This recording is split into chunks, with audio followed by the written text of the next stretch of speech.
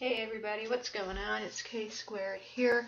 A quick video about my Robinhood portfolio as a beginner.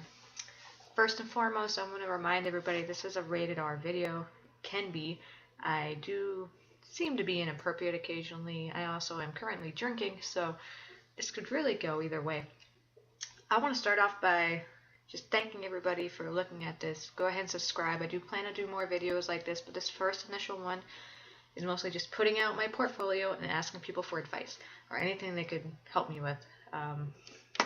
So as of right now, I have a little over $5,000 in my account. I originally started with $4,800, so far so good. As you can see, my all-time here percentage is at 8.62%, which I guess is pretty good. The people say, whoever these people are, but they say a 3 to 5% return is a pretty decent return, so I'm excited about that I'm up to 8.62%. I've learned a lot in these last few months with Robinhood, which I think is a great thing about it. Is since it is free, you can kind of do some risky stuff and be willing to make mistakes, as long as, with this saying, you should only invest what you are willing to lose, which I don't really like that saying. I don't think anyone's willing to lose money, but I guess a better way to say is anything you can lose. Don't be investing your rent or anything crazy like that into this. I have a very strict budget that I stick to every month, and whatever's left over is what I've been putting into investing, so it's not hurting me any. And if anything, this $5,000 that I have in here is making way more return than it would in a bank account, so I think so far I'm doing all right. So to break down my portfolio real quick for you, and to give you what sort of my strategies are at the very moment.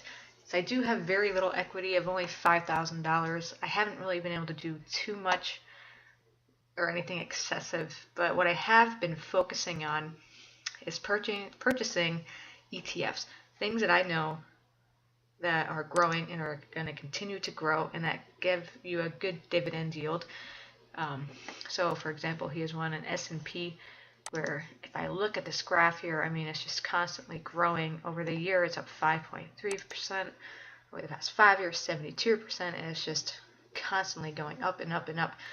And you get this good dividend as well. So that's kind of what I've been focusing on lately. Doing a lot. I don't have a lot, but because again, my equity, but that's what I'm trying to diversify a little bit. I've also been diversifying in different industries. Like I got some pharmaceuticals in here, I got some industrials in here, and again, I'm just looking to play. I have some day trades in mind here, like with Tesla and Amazon, but I just don't have the money to really put into that. But hopefully as I build up, I will be able to start doing maybe some day trades and swing trades. But I am focusing on some swing trades with Ford. I've already done it once. It worked out pretty well. What I like about Ford, and I think a lot of people disagree with this, because if you do look at the graph, it's in a downtrend.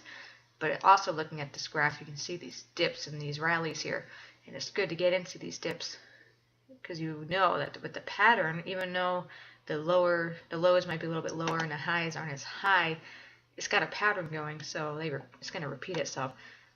So you know if you buy in low, it's going to go up. And what's also nice about Ford is if you get into not a very good position, it's got a fantastic dividend yield. So if you have to buy and hold, it's fine, because you're either going to get that dividend or it's eventually going to go up, and then you'll be able to do things like, that dollar cost averaging, which is something I'm learning about, where my average cost right now is $11.05, so as long as I keep buying in below that $11.05, it'll be bringing this average down, so eventually when it breaks even or starts going up, it'll be at a lower amount. But yeah, not to make this video too long, and plus I don't really know what I'm talking about, but please give me any advice you want. If this channel even becomes somewhat popular of what I'm doing, because I plan to do a couple update videos, then I'll try to up my YouTube game. But right now I don't even know how to do that either, so I don't know what the hell I'm talking about. But all I know is I need another beer. But I want to thank you guys, and please give me, constructive feedback. Nothing mean. It could be like negative, but please try not to be mean or assholes about it. But I appreciate you guys. Thank you. and hopefully I'll be hearing from you soon.